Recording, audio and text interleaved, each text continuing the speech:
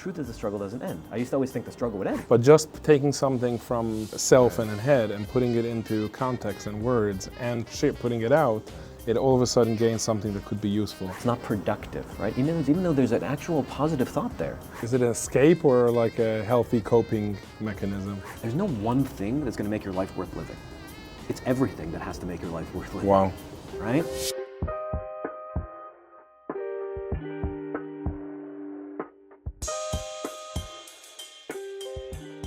Hi Ami, welcome. Thanks for hanging out while I got myself set up. It's really a pleasure and an honor to have you on this podcast, on this episode. Hanukkah at your home, it was really interesting. You hosted a party and it really told the story of who you are, but without telling the story, because the mix of people and how everyone felt was really extraordinary. Different backgrounds, different look, Jewish or not, or religious standard or not, and everyone felt at home and comfortable and very connected and very joyful. And that really says something about what you have created in your home. And I assume that that portrays in other areas of your life. So so I'm honored and I'm excited to ask some questions and to go through some points. One thing, you're definitely filled with surprises. Because once I figured out that you're probably a therapist, then you're a photographer, and then when I'm sure you're a photographer, you do other things. But I do know you through, first of all, we're related, so that's how I got to know you. But where I really got curious is through your art, through your photography. So you're a nature photographer, and I got to know you through the WhatsApp group where you post a picture every week and a write-up of what it takes or what some backstory to the picture, plus like some metaphors and some points, which we're going to go through a little bit later. So to start off, let's begin with what's your mission? With the work, with the post, with your creativity. Right. So it started several years ago. I think I've always been doing photography. What's always, since college. Oh, days. wow. Yeah. So. Was it always nature? It was always nature, and I would go on these road trips, usually by myself, just hiking all day and just taking pictures. Oh. And I think where the root of this began was, I think that when I first started doing those trips, and I'd been doing them for a long time, it was very much an escape. And I don't think I knew it at the time, but I would struggle in life. My life was great. I had what I needed. I had a wonderful family and school and career and everything was great, but I just had a hard time making it through the day. And I like I said, I didn't realize until later in life that I think these trips were my escape. Just get away from it all. Is it an escape or a healthy coping mechanism? So that's the argument. Right. That's I think the growth that happened over time, right? I think we should ask your wife. Right. There was definitely an aspect of filling my soul. Right? There was definitely being out in nature, being on my own and having time to think was a very healthy outlet. Right? But I think as it went on, I realized it was also an escape. Meaning I started to realize that I was running away from something. Wow. And I started to, and like I said, in the last several years, I started to maybe think about that a little bit more. And for many years, it was a default. You have your life, and then you have your hikes, and you take your pictures on your hikes. Interesting. And you ever put it to words the way you put it now to words? Did you ever convey what you're doing and how you're doing it? Because there's so much translation between the experience and the picture, and then some kind of an understanding of what's happening today. There's so much context today. Right. So I would always love to share the experience, right? Come back from a trip and be able to share what happened, what this picture was of. I think the piece of being able to share something about how I was feeling, or maybe what came from it, what I gained from it, what was going on in my mind at the time, that was also part of this transformation, I think, that has happened recently, right? Where I think I was very bottled up emotionally. generally, right? That I was not comfortable speaking about myself and what was going on inside of my head, and I really lived so much inside of my head, right? Which is exactly what I would do when I would go out hiking. I would spend Right. 3 days in my head. Right. And I would come back and share the pictures, Right. but I wasn't in a place where I could share what I was feeling Wow. and what I was thinking. And that's really the deep backstory, Right. And that's sort of led to thinking about, what was it that I gained from this, right? What was it that I was experiencing? And recognizing that I wanted to share it, but I didn't know how. Right. And I think that also led me to wanting to share, like, the fact that I was struggling. And I realized that everybody was struggling in their lives. I don't think anybody knew that I was struggling in my life. Right. I think if you saw me from the outside, you would be like, he's got everything's great. It's easy for him, right? And Right. a lot of things do, thank God I was blessed, right, to have a lot of talents that came naturally, except, like, living. That was never easy, but everything else, no, a lot of Right. How is what was happening in your life? How did it change once you found the words from the inside world to what's that like? Because I think there's a struggle. Like for some people, it's easier to express and harder to quiet down, and for other people, there's this whole inner world, and only 1% of it is conveyed and expressed, and it always feels like a prison. I don't know if that's how you felt, but it's almost like the prison of the mind that people refer to or write about or sing about. Like, how does it compare? What's it like going from something that's living inside of you, the emotions, the thoughts, the ideas, to... It certainly was a transition, right? I think in the beginning it was incredibly difficult to put that out there in the first place, right? Just the discomfort of sharing what was going on inside of my head and in my heart. I think the change that it created was this connection that you referenced earlier, that I always just thought of myself totally as an introvert. Mm-hmm. I was uncomfortable around people. I wasn't good at making conversation, and I assumed that I didn't really like people, that I liked to be by myself. And I think I started to realize that I love people and to connect with them, and I didn't know how. So when I could share what was going on inside of myself, I discovered that I could actually connect with people in a way through it. Did it change those aspects of what you were thinking of inside when it's spoken? Does it change form? That's interesting. I can never truly convey, right, what's going on in the words. That's for sure true. I think it mostly keeps me connected to those to those feelings, right? In other words, when they sit inside my head, they spiral. It's not productive, right? Even though there's an actual positive thought there, there's a positive thought about struggle in life, right, or how to stay positive in life, and those could have been those can and should be helpful to me. When I write them down, they sort of become something that I can now use. Wow. Right? Wow. And like just that, and also of course the thought that somebody else is reading this, and if I get a note from somebody that said that was powerful. Yeah, right? that's what happened. That's already the feedback loop. Right. When there's a feedback loop, it gains this momentum that wasn't even possible before. But just taking something from just a self and a head and putting it into context and words and putting it out, it all of a sudden gains something that could be useful. That's interesting. I recently had a sort of an epiphany. It's not just the formulation of words is the epiphany. There's nothing new about it, but it's like things in the head they might be the right ingredients, like baking. You'll have the eggs, the sugar, the flour. It's the right ingredients. It's just not the right quantity, not the right order. And as soon as it's put out in writing specifically, all of a sudden there's a recipe here. There's something is like, oh, this is the quantity.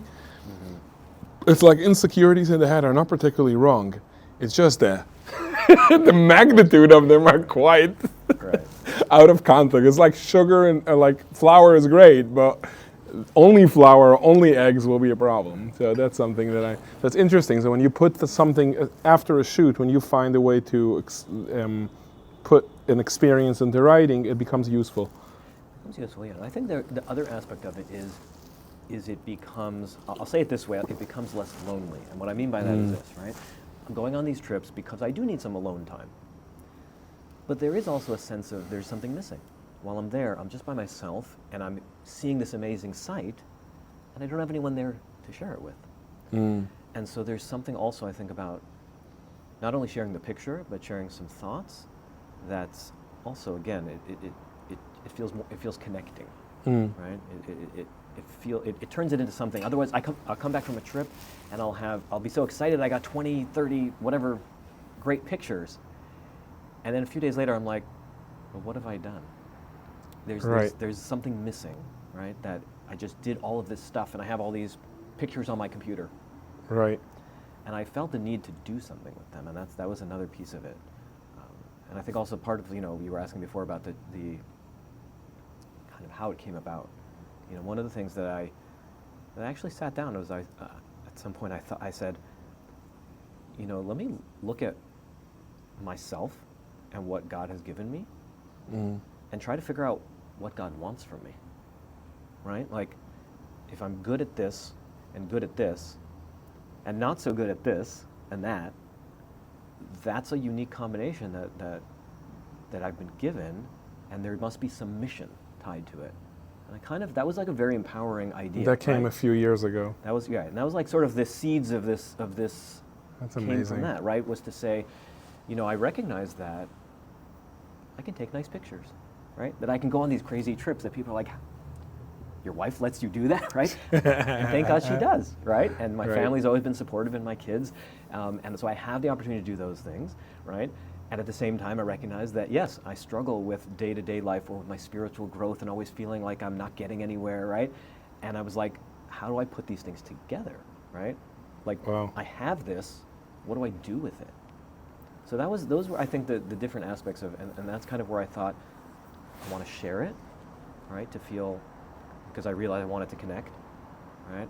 I think that it's part of my mission, right? In terms of the talents and the challenges that God has given me. I think it's courageous of you to express the backstory, because I think a lot of people can resonate, and I think introvert, extrovert alike, it's a human process of feeling lonely and surrounded with people, or not finding the words to convey, or not having thoughts that are cool but not useful. So I think all these aspects are powerful to hear that there's a before and after. I love the hero's journey, the story of like, it was really cool, it was really difficult, then it came out with because I think there's so much difficulty that it's mature to understand that things are difficult, but it's also easy to forget that there is another side. Like, for someone that's isolated in their head, and for them to know that there isn't a way for them to find expression and connection, I think it's very powerful, and I think it's really, really special. One of the things that I really like about the way you post a picture, tell some background, just really logistics, and then a lesson. And the interesting thing is that the lesson doesn't only come about the beauty of the picture, it comes a lot from the backstory, right? So, meaning the difficulty, the struggle, the shot didn't come out, it did come out. Can you like I don't know if we want to do this on picture by picture, or you want to just share with me the idea of like how this comes about, like how the lesson has so much to do with the backstory and not with a picture perfect shot. Right. Well, I'll start off by saying that I don't often take the picture with any kind of intention of what the message is, right? Right. But that's been my experience on all of these trips, is that every picture that you take, or every hike that you go on, every experience that you're trying to find, there's always something that you have to work through, right? As you said, sometimes it's simply the logistics and the environment, right? It was raining, the weather conditions, whatever they were, the hike was difficult or not what was expected, right? But then often there's a process that goes into taking the picture, Right? It's very rare, and there are some examples where you just get somewhere and it's just, wow, like, thank you, God. This is amazing, and I just have to take the picture. I just have to snap the photo, right? But more often than not, there was a process to get there. Right. And as we've said, like, I spent a lot of time in my mind. So even if there wasn't an outward process, there was what was going on for me to get there, Right. right? I had to drive this long, and I had to hike this far, and I had to get up at this time in the morning, and things were different than what I expected, which again is the biggest source of angst, right, in our lives, right? Right. Things don't turn out the way you want them to. Right. or Like you my hope them camera setup and whatnot. to. Exactly. We don't even know if it's recording There you now. There's a mystery. So yeah, so a lot of times again, and you know, sometimes the picture, there's something about the picture that speaks to me and that I feel has a message. But again, I've been doing this now for over 2 years, and at some point, right, there's not that much to say about the pictures themselves, but I do think every experience had something. And so, again, often as I'm hiking, I am thinking about my life, and I'm thinking about things, and I'm thinking about the experience. And I've actually had started I used to never take notes. It used to just come to me. I would know what I was thinking about, and I would see a picture, and I would say, that's what I want to say. And I've had to start to take some notes of just ideas. Right? These are Right. things. These are things that I've worked through as I was walking, or as I had some alone time, right? Just based on where I was at that time. And I've realized now that it changes day by day, right? I used to be maybe I was more stuck in one thing that I kept, you know, hitting my head against, right? And so I wouldn't forget that, right? But now it's like Things every flow week, through. right? Yeah. Every week it's like, this week I'm feeling this particular struggle, or just this is on my mind, right? And another week it's something else, based on what's happening at work, based on what's happening in my life, based on just how I'm feeling. I have a question. To me, it relates to what you're talking about emotions and about well-being and about expression. But Tuesday night, there's a group or a share that you host, and you call it Misser. My relation with the word Misser, I assume, is different than your relation with the word Misser. What's your relationship with the word Misser? Like, how do you see like a group that studies a Misser study? So I actually, when I started this group, I had to reframe, right? That you're right. I think I probably had the same. Most of us have had that experience. Musser is, you don't feel bad enough about yourself to change, right? So you need to work on yourself, and the way you Yeah. work on yourself is by knowing how much you're not doing, Yeah. or how, right? Right. And So Musser is like the principal's office of everything I'm doing wrong, and now I'm going to finally do better. so that's how it started, right? And I think, you know, when I started this group. So the group, the Sheer Tuesday was before putting your... They were around the same time, right? Because it was both part of this journey, I think, right? Part of the journey was, I realized that I was struggling so much in my life and nobody knew it. And as soon as I started talking to anybody about it, I realized everybody's struggling so much and they're not talking. And I said, we need a group. We need a place. Wow. And again, for me it was, you know, men that, you know, maybe have certain expectations about keeping everything in and being in, you know, right, being in charge, although I'm sure it applies to everyone. But that was the group that I kind of wanted to create. And now I think... So how's the word Musser go with that? So how does A word place, Musser- okay. Because Musser and a place where I can Where you actually can- express how I feel doesn't seem... So, like my feelings have, and the word Musser, which is, it's like my feelings don't really matter, but what I need to do matters. right. So I think, again, like I said, I had to reframe my understanding of what, you know, Musser became self-improvement and positive growth, right? Wow. That's what it... That's a first for me.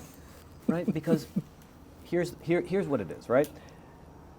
We need to spend the time thinking about ourselves, right? And how we can improve ourselves, right? But we have to change it from a getting down on ourselves, a negative approach, to a loving approach. And that was also, I think, that probably came later in the journey, right? That truly trying to get there, and I'm still working on it, right?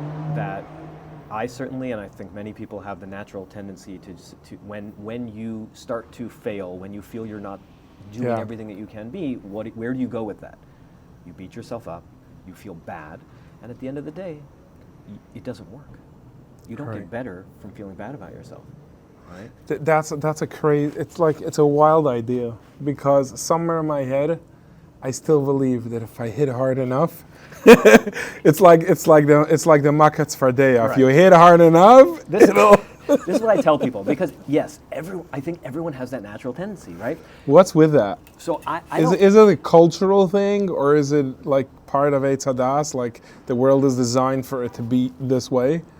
That there is this no as many books, and no matter how much I learn, how much I know it doesn't work. Right. At some point, I think during the day, I wouldn't say week, month, or year, during the day, I'm convinced Right. that if I go for a beating in my own head, I'm actually going to do better. I don't know where it comes from, but I think what you said is exactly right. At some point, you realize it doesn't work, and you just have to constantly remind yourself of that.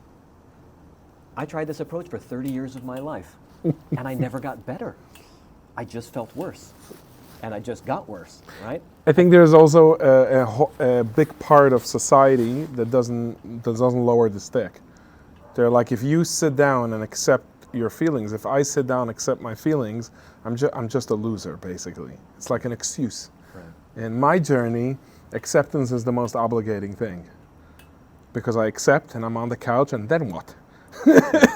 Done. Now I gotta go do Now you gotta do the something. work. But if I beat myself, I'm busy beating. Right. But I think the big part of society doesn't particularly give in to this, so it makes it a little hard to trust this mussar of love. Right. That's fair. And again, I think the other part of it is that we tend to focus so much on the outcome or the actions, and less about what's going on that led us there or leads us there, right? And again, that's another point. And, as I've gone through this journey, I've spoken to so many more people, right, that are struggling, because when you start to open up about your struggles, then you start to connect with people in that way, and it's the same conversation. But I need to stop doing this, right? And I'm like, that's great. You're focusing on the outcome. What's going on inside of you? That's causing you to go there. Because if you're not addressing that, right, and you're just saying, I need to, like you said, I need to work harder on not doing this, right, you're not dealing with what's really going on. And usually what's going on is discomfort, right? Not being able to handle emotions or boredom or anything else. And Right. again, this is what I was feeling and am feeling, right? And this is what I was often, again, I think running away from, going on these hikes to say, I don't want to deal with my life. I want to be out there in nature by myself and not have to deal with anybody else. Where there's none of that stimulation or like, There's no expectations. wow. There's no pressure to be anything. To me, that's fascinating because to me it's a lot of expectation. To hike for 6 hours, to 8 hours, 12 hours, to time, to navigate, direction. Like it seems like a stressful environment, no? Right. I think it depends on what your goal is. So I would say that it's interesting. One of the things now, having this group where I share pictures, there is some pressure now. There wasn't before, right? Before I could go and You brought the world with right. you. I could go for 3 days. I could take 1,000 pictures, and all of them were terrible. And you know what? I had a great experience, right? Right, Because it was really just about getting out there and being in nature. Just was so soothing to me, right? And it really spoke to me, and that experience was great. There is a little bit more pressure to come back with something, right? But at the same time, right? It's still that experience. It's still the primary purpose of getting out in nature is to feel that connection with the world. Which with- is also with what the this shadow. group, the WhatsApp group and the Share group is what you're trying to create. And this is really what I felt when I'm a guest in your house and when I came to the Hanukkah event. So how did, like, let's say, Yiddishkeit, because we spoke about it, Shabbos and other occasions, like, so Musar is this loving thing, like where I can actually look in my life, like it's a loving process. I love myself, so I want to do better, and I want to give space for my feelings and understand that I can do things from love. How is that? Where'd you learn that? Is your upbringing that way, or is it something you found on your own? Or you So- came to it through the hikes? No, I came across a pamphlet. And I don't want to, plug anything here, but came across a pamphlet by Rabbi Levi Leibowitz from Denver called "Perfectly Imperfect," and it's a short pamphlet. It's, he put it together as a preparation for the Yamim Noraim, right? An Elul guide, Teshuvah guide, and it changed my world, because I did not grow up with that positive, loving feeling. I did grow up with the keep hating yourself until you get better, right? And not on purpose, but that was just what I thought was the right approach, right? And he was the first one that I started to read about this idea that we can accept ourselves for being perfectly imperfect, right? That we can love ourselves, get to know ourselves, understand our failures, our challenges. And the more that we actually focus on our challenges and failures in a positive way, we actually can improve them. Right. So that was Because really the first place. because it takes the shame out of it. Exactly. Yes. It's 100%. like the same thing with no shame. Right. We And do it imagine- anyway. Right. And imagine, and again, I'm sure many people have this experience. You live your whole life ashamed of who you are, right? And especially, right, if you on the outside are one way, right? And people think, that person is great, he's perfect, he's wonderful, right? And inside you feel totally fake. I'll tell you a story that maybe I shouldn't publicize, but for many years, or I should say many years ago, I became the chazan for the Yom Noraim at our shul. Right? So I was leading the services, and after a couple of years, I started to feel this shame that I was standing up there representing the Kehila, and I didn't feel I was worthy of that based on how I felt about myself. Mm-hmm. And I went to my Rav, and I told him, "You need to get a new chazan. I can't do this anymore." I said, I'm not an appropriate representative. Why do you feel right? And I said, because I struggle, right? I struggle with things. I don't feel I do that well, right? In my growth, I'm always trying to get better, and I'm just constantly failing, right? That's kind of how I felt. And what he said changed my world also. He said, because you're constantly struggling, I want you to be the chazan. Wow. Which blew my mind, Wow. right? Because I had assumed that the fact that I'm constantly trying to improve myself and constantly trying to grow, and I feel like I'm constantly failing, that I was a failure. Right. And I shouldn't be up there. Get someone who's figured it out, Right. right? Get someone who's good through and through. And here it was, he was telling me, the fact is, even though I felt like I was struggling and not succeeding, but I was still struggling. I was still working at it. And that was, again, also I was like, this message needs to get out here, right? I need to spread this word, because so many people are in this place, right, where they are struggling, and they don't feel like they're succeeding, but they feel by definition, the fact that they're struggling, they're failing. Yeah. And that's, the reality is so far from that. If you're in the struggle, if you're connecting to HaKadosh Baruch Hu, if you're seeking out God in your struggles, that's probably the closest connection you Right. can have to God. It's the truest. Right.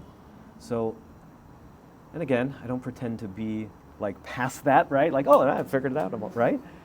I'm still in that struggle, right? But I've learned to be more accepting and loving of myself. Right. I've learned that the truth is the struggle doesn't end. I used to always think the struggle would end. Like, Yeah, in other so words, what- the so goal what's- was do this, do Yeah, all the what's hard the work and be done. destination? That was like my follow-up to that. Okay, so I accept, but what's the destination? Does it get easier? Does it get less intense? Is it okay to want it? Once I accept this, Right. like that we're all human and there's difficulty and hardship, should I even stop wanting it to get better? Which is what I've said before. Like, I like a story when there is the beginning, the really difficult, and then it gets better. And Right. so, okay, so in your expression, that's a story.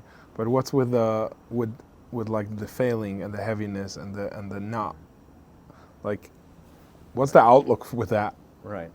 I think reality is, right, that the struggle, the struggle remains, right? But the pain and the shame associated with it goes away. So like you said, I think it does, it gets lighter. I think that was a good term that you used, right? It gets lighter, meaning I still wish that there's some idea that I could just put in the hard work and then chill. I'm good. I figured it out. And I hate the fact that I recognize that that's not true, right? Right. I recognize that God put us in this world probably to actually do something, right? We actually have to put in work. And I'm tired. I don't want to put in the work anymore. But yes, sort of working on this idea of accepting and loving myself and seeing challenge as like a healthy part of life, it takes away the pain. It takes away the heaviness of it. So I still have to do the work, right? It's never over. It's never going to be over. Every day is still a challenge, but it's not a burden. It's not a weight on my shoulders. I used to feel like I was carrying the world on my shoulders. This was true at work as well. Throughout my life, like everything was on me, and I had to somehow solve every problem, including myself. Right? It's the problem of me, right? And now I feel like, okay. So what's the outlook from this place, given that you're a little, like, I think we should, we like from your place in life and age and, and like, what's the outlook? The outlook? As far as well-being goes and pain goes, the outlook on the inner. Right. I think as you progress down this journey, right, I hope, right, that you can embrace the work. That's what I'm striving for, right? That I can wholeheartedly embrace the work that I need to do every day. That to know that every single day I'm going to get up, and every single day I'm going to feel anxiety, and I'm going to feel some depression, and I'm going to feel nervous about things, or uncomfortable about things, or emotional about things. And if I put in a small amount of work every day, those things can be great. Those things can help me be the best version of myself. Wow. Right?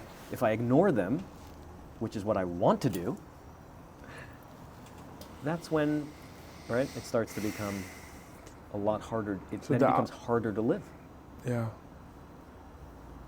So. Yeah, embracing is it's a real special place to be, despite the heaviness and challenges that the world brings and life brings and surprises. But it's inspiring. It's like an inspiring mindset, and I think it's obtainable. Like this idea of beating out the pain is like, I'm not in control, but I feel a lot more, I resonate more to, I'm just gonna show up and embrace the best I can every day for the rest of my life. And then maybe some days will just be lighter, which they are in my journey. At some point they're lighter. I think it's a world difference when you can't express it when you can. Like you before and you now. You mentioned that like if we would have met a few years ago, there would be very little conversation. You have no idea how uncomfortable I am having a conversation. Like, I would never have done this. When I was a kid, I wouldn't even be in pictures. Wow. Let alone, talk. So yes, it's made a big difference, and there's a lot more to do. Right. And but I think that's the whole point of it, right? That there's more for all of us to do, and if we can feel positive about it, we can embrace it. Right. Feel and again, find the meaning in it. I think that's part of what it is, right? It's like if it's just a meaningless pain that you're going through, right? Then nobody. It's equally as meaningless, the pain and the resolution. Meaning, like you said, in the head, okay, so I have this idea, and then I have the pain, and then I have this idea, and they're tugging against each other. And when it's put out, the pain helps someone feel normal, and the resolution starts having context. Now I have something to do, and now I have something to show up to. That's been really helpful for me. I can't pinpoint one specific therapy practice or therapist that helped in my life. But overall, the lifestyle of trying to do the best I can, trying to treat myself the nicest I can, just ends up compounding into wellness. But But I guess if I come to the Tuesday shear night, I'll get the specifics of what it takes. I don't know. I think I'm still trying to figure out, now I'm so lucky to have these amazing moments, right, of connection, and like I feel so, it's so uplifting, whether it's learning with somebody or getting some feedback and sharing something. Then it's hard to live the other moments, right? I still have to find like, where's that balance, right? When it's not as inspirational, right? Because that's not real life, right? It's a part of life, and that's another piece, right? Like to realize like there's no one thing that's going to make your life worth living. It's everything that has to make your life worth living. Wow.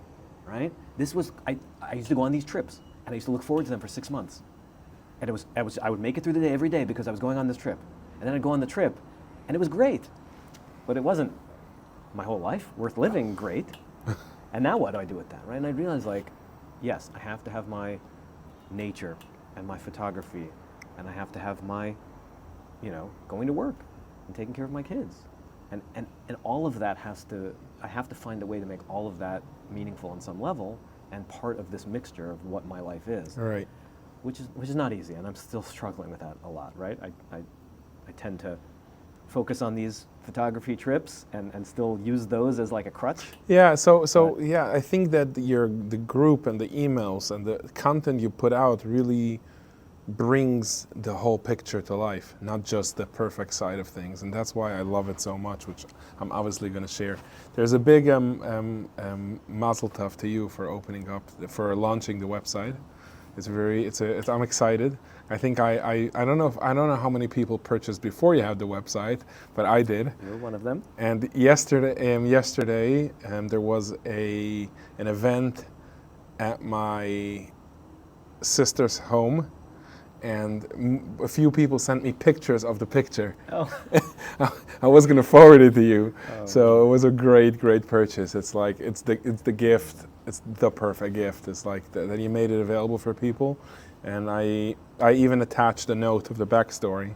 Oh wow. Yeah, I asked you for the backstory, and I think that's why I think Instagram is flooded with beautiful pictures, but a beautiful picture with a backstory and a message that comes from one's heart and struggle and light, that's special. So let's walk through a couple of them, if you're willing. Sure. Picked out a few that I really like.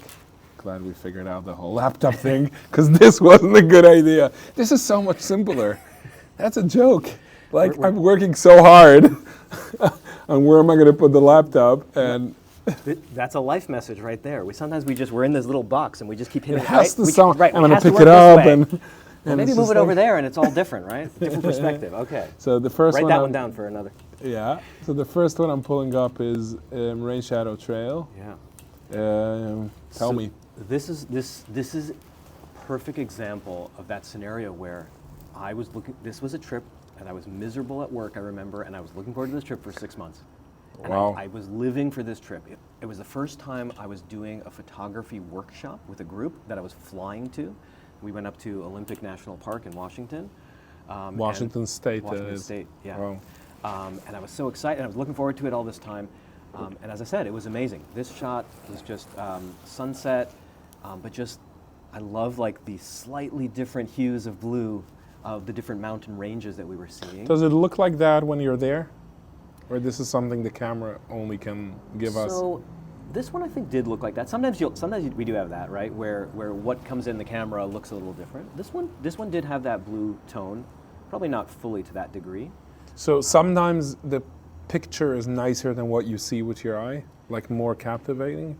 Yeah, so usually when I'm taking a shot, I will try to capture what moves me in the scene, right? And I try not to change it, right? But sometimes I will try to bring out, right, what was special about it. So for example, here, right, I mean, the forest was green, but there was that blue light coming in. And I didn't manipulate that in any way. That is what came straight out of the camera. So, and again, I came back from that trip, and I just fell into depression. And I was like, I had waited for this trip for 6 months, and it was great, but now what? Right. Like, what do I do with it? How does this sustain How me? long ago did you take this picture? This was not this past summer, but 2 summers ago. Wow. Yeah. So, yeah, and again, and then actually that one, I ended up creating a short YouTube video, really talking about like that struggle, right? Of coming back and just feeling so down, and again, I would say, you know, feeling low is a common theme in my life, and I, you know. How are you comfortable talking about it? Like you said, you did a YouTube video and put it out. So I realized that talking about it is so much more helpful than keeping it inside, right? That's simple. I had been keeping it inside for so long, right? And again, like you know, I'm a little bit older, I'm a little bit more comfortable with who I am, and I've seen, like I said, every person that I've spoken to privately, right, and I've talked about any kind of struggle, I see like their eyes light up because no one's talking about it. right. And I've said this before, I've said like, rabbis need to get up and give speeches So- about struggle, except when they talk about their struggle, we assume their struggle is like, should I get up an extra half hour early for davening, or should I just, right? Like, we can't relate to it, right? You need a real person to say, yeah. There's real struggle. So that's where it came from, and it's not easy, right? Right now it might seem like I'm totally like comfortable and like, I'll let you know everything, but it's not easy. When I put it out there and And then I think I that's watch the it and I goal. see what do people say, and it's like, right? Yeah, I think that's the goal. The goal is like, I chat GPT last week, Thursday, for Kabbalistic context or reasoning, how shame is not all bad, how it's a good feeling. Because You want it. many years ago, I heard about guilt, this thing that every emotion has a light, there's a shadow and the light, or the good and the bad. Every emotion, like pain, there's clean pain and dirty pain. And guilt is just a dirty emotion, there's no good to it. And I was so happy I'm guilt-free. A few years later, I'm like, wait, 1 minute, I'm not so sure I want to dismiss guilt. It's not such a bad feeling. It's funny that you say that, because the Tuesday night group started with Mesilas Yesharim, with the commentary of Rabbi Dr. Abraham Twersky. And he said, shame is an unhelpful emotion. There's no positive outcome Right. to shame. But guilt can be positive, because guilt means I feel bad and I want to do better. Shame means I feel bad about who I am. I think and that's what where I am. heard this. Right. So, Wow. and I think, and that idea was, you know, one that I needed to think through, right? Because because I think our natural place that we go to is the shame. I'm worthless. I'm bad. Yeah. And that has no positive. Guilt means I feel bad about where I'm at, what I'm doing. Yeah. And I'd like to get better. Yeah. And that at least has some redeeming quality to it. Doesn't mean we Yeah, should, I mean, you know, if you fast forward a few years, I'm not uncomfortable with guilt. I'm pretty comfortable with guilt. I'm married. That's. I'm like, okay, this is the way we roll. I feel guilty. I say I'm sorry nicely. I really learn after a couple of times, and then we move on to the next round. But I'm thinking about like this openness and this vulnerability. Is there a word? I don't think there's a word in Hebrew for vulnerability. Like English coined this beautiful word. It used to be like, I'm going to get my heart like stabbed with a knife in war because I'm vulnerable. The defenses are vulnerable. And now it's this beautiful word. I don't know if Hebrew has a word vulnerable. Every time I translate it and I try to find a word that resonates, and I haven't found it. And it's somehow shame like has in it the elements of vulnerability, at least emotional. Like not in a war of our defenses are vulnerable, but more like emotional vulnerability. The like shame has in it some of it. So there's something beautiful about like shyness, or like reserved, or like I'm giving something away when I share part of my heart. Right? So it's like Brene Brown talks about this stuff a lot. It's like the power of vulnerability is what she spoke about for a bunch of years. Are you familiar with her work? No. So she has a famous TED Talk, The Power of Vulnerability, with, I don't know, millions of... But then in the years to come, she really goes from vulnerability to really talk about shame. And then to also understand that, okay, I'm okay being vulnerable, but then I also honor this subtle, shameful, weird feeling. So I think it gives it currency. So I don't know, something about shame that I've been like seeking to understand rather than shaming shame. Okay. I'm working on it. Follow that journey and let me know where it goes. Yeah. Listen, for me, it's a big win that I can be comfortable with guilt, because guilt is like, I don't know if it's a religious thing or just my background. It seems to be universal, that guilt can like define guilt as a, like you were saying, like for it to be like something that can direct me is a nice way to love myself, if I can look at it that way, and I don't have to be defensive. And you know, good. Our next thing is, Okay, this is Canara Falls in it's Utah. a very famous picture of yours. It's a famous picture because it's on my own wall. It's that famous, and your house is. It's one of my favorite hikes, but this is actually one of the examples of a shot where I just walked up to it and said, "Wow." Really, but the water, the way the Yeah, way so the water is shown, that doesn't take like playing, like it came up. So the waterfall is inside of a slot canyon, which is a very narrow canyon. In fact, to get there, you had to walk through that water, right? There's no other way. So you're walking through the water, and because it's a slot canyon, it's very narrow. There's very little light coming in. So by definition, in a very dark environment, you have to use a longer exposure, right? And when you have a longer exposure, then you get that flow. I might have put a filter on, a polarizing filter, to actually increase that flow. That's possible, but definitely, you know. But it came out that way. But it came out just. Do you know you're after this shot? Have you seen this shot elsewhere? Or I is haven't just seen this shot. I've seen some shots of some of the earlier waterfalls in that. wow. Oh, so that changes, like the waterfall. Yeah, so there's 3 waterfalls along this hike. The first one is the most famous and popular. I didn't actually know there was a third one. I only know about the first 2 the first time I went on the hike. So, So you really didn't expect this shot. So when right, so that's why I was like, when I got there, I was just like, wow, this is just for me here, right? Wow. Were there other people there? There was no one here at this section. Because it feels like it's just you and the waterfall and the light and the gold and and that area the is red. like, right, that area is like a little, bowl, I want to say. This is the end of That's the the end, hike? yeah, you can't go past there. Wow. So yeah, that was pretty amazing. And where is this? This is in Canaraville, Utah. It's a little bit north of Zion National Park. Wow.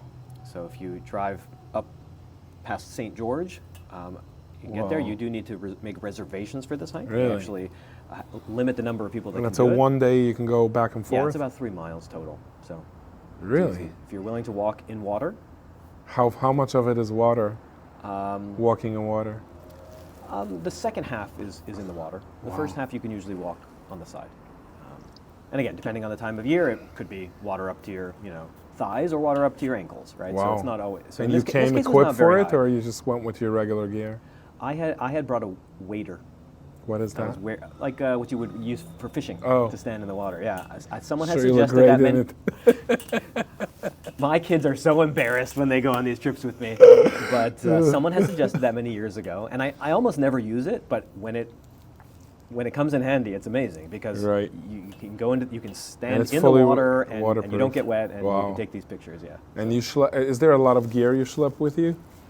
I always take too much gear, so Really? I usually take like a backpack, and it's mostly filled with lenses and the camera and, Wow. and the tripod. And so for Right. something like this, you do need And a tripod. you tripod is in the water for this picture? Tripod is in the water, yeah. Wow. Yeah. Interesting. And what can go wrong in a picture like this? Is there like a risk you'll hike all the way and it's just not gonna work? Absolutely. And here's the thing. So I always see these professional photographers, and you can tell that they've spent tons of time figuring out the exact picture that they want, right? Because they go there for a week, or they Really? plan, they go back 17 times, right, at different stages of the seasons. When I go on these trips, Can I just, me as the observer, I would never know anything you just said is what it takes to get a picture. I think I definitely. wouldn't think that that's what it takes. A week of canvassing a spot and finding the shot.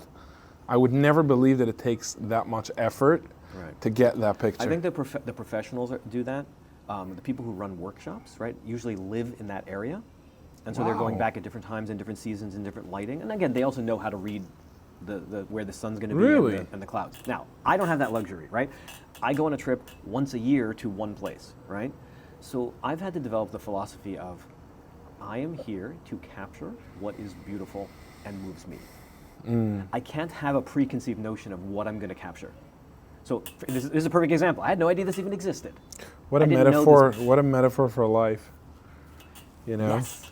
Right? Such a metaphor for life. I'm here to capture what's shown to me. Right. And this is what, and again, this is not me sitting in my backyard, sitting at home saying, I should capture what, this is like as I'm hiking and I'm experiencing disappointment of things not having the right lighting Wow. and not being at the right place at the right time. These are the things that come to me. I'm like, how do I So How do I nothing deal can with really this? go wrong, because when you show up, whatever it is that will move you, that's the picture. Right. So what goes wrong is you get there and you think you have this amazing picture and you didn't realize there was water on the lens and it's going to come out of focus, wow. right? You didn't realize that you didn't have your settings quite right and Right. something went wrong. So that does happen, and that is one of the things that makes me nervous, right? When I go on these things, and again, that's another piece where it's like self-learning of like, if I go in being nervous about, what lens am I going to use, and what shutter stop am I going to choose, and what this and what that. And Why do I feel we're not talking about cameras and pictures? Exactly, right? So this is like that feeds. this is like a public therapy session with code. There you go. That feeds the anxiety about life and trying to control everything Wow. and trying to perfect it, right? So it's I have almost to- putting you through this process of like really letting life show you, so you enjoy it and it's not stressful. And I think I was going through this 30 years on these trips and not realizing, right? Meaning I was doing it in my head, Wow. but I didn't realize that I had to do that. Or if I wasn't doing that, then I would come home depressed, right? Right. Or whatever. I would struggle Disappointed with or it, not right? getting the picture and so on. So there's so much self-talk that goes on in these trips. First of all, I'm driving for hours and hiking for hours, so I have nobody else to talk to but myself, right? But also because of this, right? Because you could spin in your head about and everything that could go wrong, right? Just physically getting there, flat Right. tires, and I've had this. I just went on a trip 2 weeks ago, and my key fob died, and I was afraid I wasn't going to be able to start my car, and I had to like completely wow. refigure the whole day of how I would go to the dealer in Las Vegas when I was up in Nevada. And I'll tell you that story another time. But yeah, so no, there's a lot of and there's a lot of life lessons in this process. Right. So So getting I- here and I- just being able to experience it, capture it, try my best to get the right settings. Maybe put on a neutral density filter or polarizing filter to get the water to flow more. But to know that, like, now thank God there's digital cameras, so I can usually see what I'm Right, capturing. that At least at helps some today. level, that's tremendous. I used to go on these trips and I'd take 1,000 pictures on You have slides. no idea and I what had you're no getting. idea. and Did it you was- develop them yourself? Was I that would part of send your those shtick? out. No, I would send those out. I wasn't that To cool. have that room and I that wasn't whole that thing? cool. But I used to send them out, and I used to come back and I would get 1,000 terrible pictures. Wow. Now, at least I know what I'm getting. Now my standards have raised. So when I get them back, I'm Right. like, oh, this is not perfectly in focus, or there's Right. there's a branch in the way, right? Wow. And again, some things you can fix digitally, but Wow. they're still in that piece. So Wow. that's the story of that. This is I think this is the one I gave a gift to my family, yeah, right? This one. It's a really, it's really my nice favorite picture. for sure. Yeah. I love this one. There's something about the arch. Yeah. So, and this is Delicate Arch in Arches National Park in Utah, near Moab. Very, very popular national park. Is this this is recent? This is relatively recent. Yeah, I went this past winter. And so there are parks that I will only go to in winter because I can't handle the crowds in the summer. Well, this one was crowded. I think you sent me a picture of Yeah, this so setup. this one, even in the winter, was crowded. And I think that, I think what I shared on the Scenes for the Soul WhatsApp was the backstory of that, right? That previous night, I was thinking about where to go for sunset, and Delicate Arch was the plan. So based on my experience the day before, I realized even in the middle of winter, there were going to be tons of people there. And I started planning alternate, okay, maybe I'll go here instead, it'll be more quiet. And I just, sort of was talking myself out of this, again, pretty iconic spot, right? Hitting Delicate Arch at sunset with the snow-capped mountains behind it is just an unbelievable experience. And I almost didn't go, right? And I ended up just, I said, I'm here, right? And let me go see it. And I might not be able to get a picture of it, right? There might be people there, or it might not be the nature experience that I was hoping for, right? Because that's a piece of it. It's not, for me, it's not just the photograph, it's the experience. But I would love to see it. I just would love to be there. And so I did. And in the end, there were a lot of people. And sometimes I would have to, people would go in the middle of the arch to get their picture taken. Wow. And so I'd have to wait or try different angles. Sometimes I would, use AI to remove people. Um, but, and again, I think that's the backstory to this picture is like, I was spinning in my head the night before and making myself crazy about it's going to be terrible and I should go somewhere else and let me replan the whole trip. And in the end, it was an amazing experience. Don't you have one picture that everyone is looking on one side, and you're trying to get a picture, and there are people in the way, and then you notice that there's this picture-perfect spot no one is looking at? I probably have a lot of those. Is I that think I had something another one there. Does this happen here? It wasn't there. It might have been in Mesa Arch. So Mesa Arch is in Canyonlands, which is adjacent to Arches or across the street from Arches. You're kind of across the street. Yeah, there you go. And that was where I had went the previous morning. That's where I saw, oh no, that's where all the crowds are, right? And so, yeah, Mesa Arch, what happens is it's on the edge of a canyon and the sun comes up through the arch. And the iconic picture, the picture that everyone wants, is getting the light of the sun just coming in right there. Now, I was there at 5 in the morning in the dark when no one was there and had a chance to take all kinds of pictures. And then as soon as the sun started to come up, 20 people just suddenly showed up, like a bus or and stood right in front of the arch. I had a choice, right? Like fight my way in, have that, great picture, but not really the experience that I wanted. Right. And I kind of moved to the side and said, you know what, I'm going to capture the light of the sun, not the sun rays, right, that they're getting. I'm going to capture the light of the sun as it highlights the red of the rock. You had it all there. for yourself.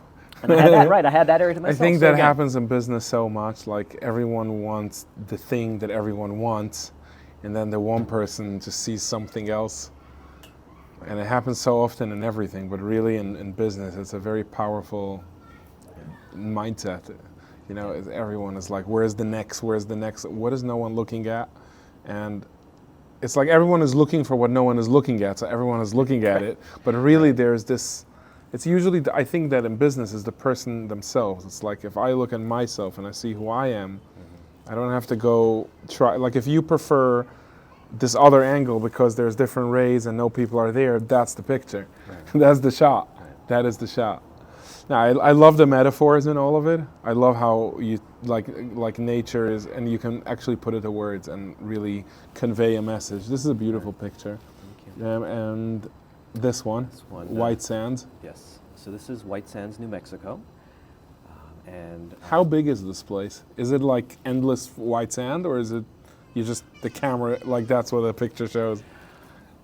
For a national park, it's relatively small, but it is miles. It is.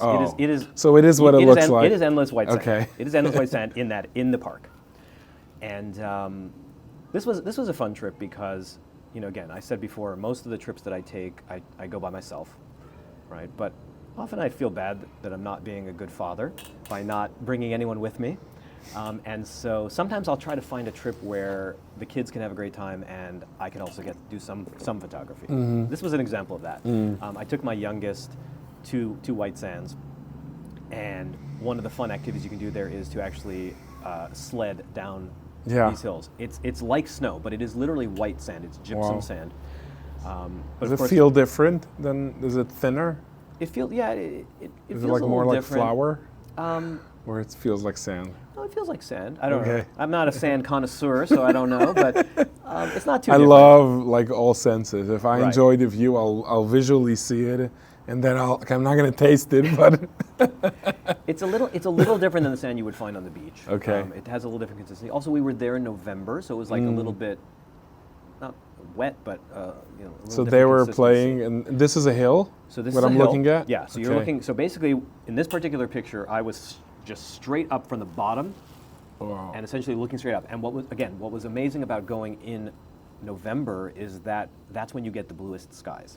Wow. It's not too hot and whatever. So you get this amazing contrast between this dark blue sky and this white sand. It These is. amazing patterns. Right? It is, and you actually gave very little of sky to make to make a point. Right. Yeah, I really wanted to focus on and draw you into kind of those lines and the patterns. What time of the day is this? This is probably the middle of the day. Really? And again, yeah, that's unusual, right? Most of my pictures, as I mentioned before, I get up really early, try to get pictures around sunrise. I'll stay out after sunset. It's often hard to get pictures in the middle of the day, but this was an exception to that where Do you because do it's all about the color contrast that it really Right. worked well. Wow. Do you do research and prepare accordingly? Like if you're going to walk on sand, you're going to be in water, we know you have the. So I prepare for the location, right? Meaning I know what I'm going to do and I know what hikes or what areas I'm going to be in. I'm not as good at preparing like I was saying before. The professionals know where the sun is going to be at different times. Like that I mean, personally, just your own Yeah. personal needs for these hikes. I would Right. assume that it takes some level of. I've gotten very good at the road trip and knowing what to. First of all, I throw everything in the car, but knowing what it is that I might need. Right. So, we had our sled that we brought with us because we knew we were going to be there. I think I've done. I did a trip to some sand dunes, and I actually brought snowshoes because I thought that would help in climbing the sand dunes. Is things like this that. far? Is this a hike to get to the spot? To get or to it's this right spot off is- the this, parking this lot? This spot's pretty close. If I hadn't had any kids with me, and I'd love to go back and do this, I'd love to hike out a couple, far into the dunes. Why? Because You then think you you'll get? So here, what I did was I specifically got a very small section of the dunes just to contrast the patterns and the blue sky, right? But I couldn't get a large landscape view because a lot of the dunes people had sled on and they looked, Right. there were cars in the parking So this is lot. a lucky shot, like close where you don't schlep everyone with you for hours, but it's so the lines are not it's like. Right. So that's what I was looking for once I Wow. was there. I was like, okay, let me find pristine dunes that no one has touched, Wow. and see Is what I can do. these lines? Is this natural? Does this happen Absolutely. on the really? Yeah. So I think that was one of when I was writing this one up, right? I think that was one of the things that I thought was so interesting because here are these pristine dunes, and I could see right next to it people were sledding and they were destroying Right. these patterns. But the next day, it was What back. does it? Wind? The wind? Yeah. Wow. So the wind comes by, and it's like that idea So that beautiful. every day is a new start, right? Right. You It's can like a start a new reset. pattern. It's a reset. That was such a Wow. powerful idea to me. So Yeah, definitely I- want to get out there again. I want to see some other. I want to go to larger each and every landscapes. picture of yours. Okay, that is specifically that- because we're diving into it. That's a 12-hour drive. That's a long drive. That's probably one of I the don't farthest care. places I've. Okay, If I let's can do go it. myself Okay. to reset, yeah, it's something that I think down your list of pictures, these spots, I can imagine after reading and looking at the pictures and enjoying your work to actually be there must be a special. And I would be happy to start a group where I share itineraries or Yeah, travel tips. that would be yeah, one. no I would expert. ask you anyway, but now you gave it away to everyone who started getting emails of a different kind. It's like, I always have people, very often people in LA will ask me, I'm going to Joshua Tree tomorrow, what should I do? Mm-hmm. And there's a couple of places where I just know, like, hey, go to this Right. hike and that hike. and yeah, no, it's helpful to know someone that can just like, Right. these places are miles and miles. Right. But the rest of Right. it, I go, I'm just, exploring. Do you plan? Do you like research where you said you research where you want to be, Right. but then there's I an used element. to plan every detail, and I used to plan I believe a you. whole bunch of hikes and exactly when, where, and how. Wow. And it was not healthy. Wow. It was not healthy. I realized this idea of like, I just need to go there. I should have an idea of where I want to be for sunset and for sunrise, and the rest should just be, what do I see that I Wow. like? Right? I love that as a way, as a practice, as a modality for well-being. Yeah. I just went to the Kelso sand dunes that Mm-hmm. are on the way to Las Vegas, and that's exactly what I got to the parking lot, and I saw there's this massive sand dune you climb, and I saw to the right of it was this really cool peak that had sun coming on one side and dark on the other side, and I was like, I'm not taking the hike, I'm going that way, I love that. right? And The spontaneity. it was great. I questioned that decision several times as I was climbing this thing, and I was like, maybe I should You have just also stuck didn't with know the hike. what you're gonna find. I That's didn't know. where I it's- didn't know if I was going to get a Right. good picture. I didn't know what to expect. It was very different. Wow. But, Okay, this is the final one and a recent one, right? Or recently published. yeah. So that's a recent photo, also much closer to home. So this is Sturtevant Falls, a waterfall that's in the San Gabriel Mountains near here. It looks for sure photoshopped. So I will say I did enhance the leaf. It looks photoshopped. Not enhance. Oh, You no, told the AI, leaf was there. put a leaf on the right of leaf the was water there. shop, waterfall. So first I came and I was sitting here and I love the waterfall, right? I love flowing water. There's something just very spiritual, very magical about flowing water. And I very often like to capture the flow of it, right? With a longer exposure. Yeah. And I was sitting there watching it and taking different types of photos. There was like some moss on the rocks and I was trying to find the right thing. And nothing was really working, which is typical, right? And literally this leaf, there were some leaves in other places that were, been there for a while and kind of, didn't look so great. And this leaf just fell down right as I was watching. While you're on the camera, you saw it with your While I- eyes and quickly went and turned While on I was the in camera. the area, it fell and it stayed there for a moment, right? And I said, okay, that I want to capture, right? Just this bright yellow leaf, dark shaded area right next to this waterfall that I was loving, right? And yeah, had the chance to set it up and take several pictures, and eventually it blew into that lake or river there and floated away. And yeah, it was just like, so I did for this This picture. you can do research and plan for, unless you see someone else's and be cannot like, do anything. The other, this is what planning can do. No, for things that I do locally, I just have a hiking book that has 160 hikes in it, and I just open up and say, okay, what have I not done? Let's do this one, and this was one of them. Sturtevant Wow. Falls was one of the remaining hikes in my book. Wow. And there were several. There was also, you could hike up to sort of like a more elevated view down to the waterfall. I got some shots there that didn't quite work, but this one. That didn't quite work.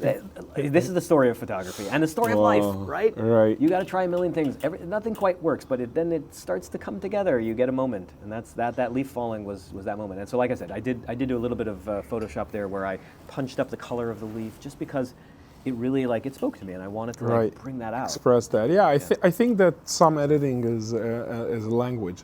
It's just language of bringing emotion to words and thoughts to words to emotion, and then share it, which is the beauty of the bright side of all technology. I think there's so many abilities for so many people to find a way to convey.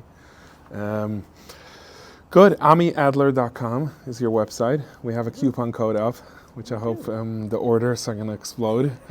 And I'm going to share the coupon code in the description. Okay. It's Be Real for 25% off site-wide. There's these different way to print. Like you have, I know I printed one on glass, and I don't know if you have glass on your website, but that was like waterfall on glass is like it's metal life. is my favorite way to do it. Really? That's I think actually that's what you did. I think you actually did. I metal. did? Yeah. Really? I thought I did glass. It comes out. I don't know. We'll have to check again. We'll check your order. The one that I have. Talk to the office. The ones that I have in my house are metal. I find that metal, it gives you just the most vibrant print. I thought it was glass. Yeah, So it's well, metal. Yeah. Cool. They print it right on metal. It's It specifically with water. Actually with anything, but water looks watering. water looks amazing. Anything with vibrant colors, I think, just really pops. So that's I love worth that. the investment. If someone's going to keep it, it's worth the investment. Yeah, it's a little more because expensive, but you don't have to frame it. You can put Right. it up. It basically has a frame behind that you can hang it by, and you don't need any other framing. No, it's really But we have other, beautiful. regular Oh. prints and matted. Yeah, I really think that it's not just the picture; it's the story. And I do have to figure out how to get it so that you can purchase a print of the picture and the message along with it that you can it's hang up. something that I think is so special about your work. That would be nice. It's one thing to see this on a scroll on Instagram, and it's a whole other story to understand how it impacts and how it could have impact the backstory and the message of the backstory, which I absolutely love. So to close, what's your message for Jewish people, for the world, for YouTube that's taking this to who knows world, to who knows where? Like, what's your message? I think probably I would say two things. One is that everybody struggles to accept that, to accept your imperfections with love, and to find what you connect with and what helps you find your purpose. That's what makes it all worth it. So, Yes. what did God give me? What unique set of struggles and talents do I have, and how can I use that? Yeah, the simplest of it is to just express the struggle. All of a sudden gives light to so many people. And there's a difference in sharing a struggle and understanding the value of it and ruminating. It's very different. And then there is the creativity. I think that it's I don't know, my upbringing, creativity wasn't appropriate. It's something these artists do, or these people that go find themselves, like, and I think creative, I think the word creativity has the word creator in it, right? So it's like we're meant to be creators, and we don't have to be so scared of creating, although I am as we speak. Thank you, Ami. I really, really appreciate it. Thank you. It's a real pleasure.